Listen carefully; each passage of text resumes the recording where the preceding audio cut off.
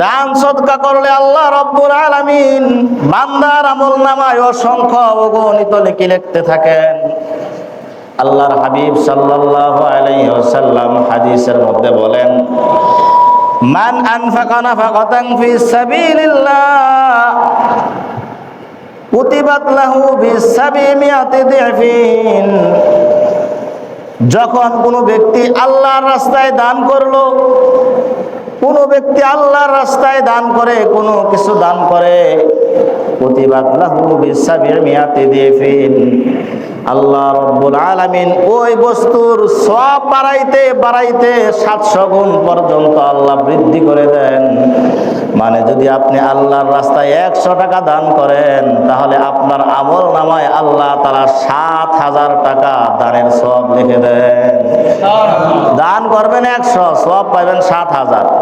এই কথা আল্লাহ কুরআনে সূরা আলে ইমরানের মধ্যে, বাকারার মধ্যে বলেছেন, مثل الذين ينفقون أموالهم في سبيل الله كمثل حبة أنبتت 7 سنابل في كل سنبلة 100 حبة والله يضاعف لمن يشاء والله واسع عليم।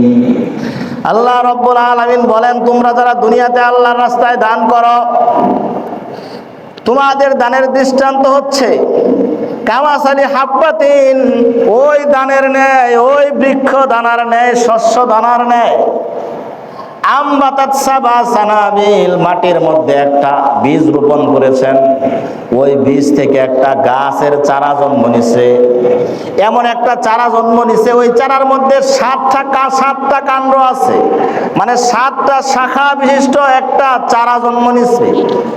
আল্লাহ তাআলা বলেন, ফি কুল্লি সুনবুলাতিন 100 হাব্বা, প্রত্যেকটা শাখার মধ্যে আবার 100 করে বীজ জন্ম নিয়েছে, বীজ উৎপাদন হয়েছে। মানে আপনি একটা মাত্র বীজ রোপণ করেছেন মাটির মধ্যে, ওইখান থেকে 7 কাণ্ড বিশিষ্ট, 7টা শাখা বিশিষ্ট একটা গাছ হয়েছে। আবার প্রত্যেকটা শাখার মধ্যে 100 করে বীজ জন্ম নিছে। এখন কয়টা হয়েছে? 700।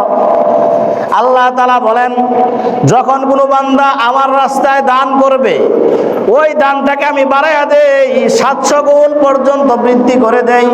আল্লাহ বলেন, শুধু 700 গুণ নয়, আল্লাহু ইউদাইফু লিমান ইয়াশা, আল্লাহ তাআলা যাকে পছন্দ করেন, যাকে লাইক করেন, তার দানের বদলায় আল্লাহ তাআলা 700 গুণের চেয়েও বেশি নেকি দান করেন। সুবহানাল্লাহ। 700 গুণ না, আল্লাহ চাইলে আপনার দান যদি আল্লাহ কবুল করেন, পছন্দ করেন, ইখলাস যদি থাকে দানের মধ্যে, আল্লাহ তাআলা চাইলে 700 গুণের চেয়েও বেশি সওয়াব আপনার দানের বিনিময়ে দিতে পারে।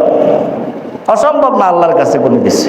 আল্লাহ বলেছেন, আল্লাহু ওয়াসিউন আলিম, আল্লাহ প্রশস্ত, আল্লাহ প্রাচুর্যের অধিকারী, আল্লাহর কোনো কিছুর অভাব নাই।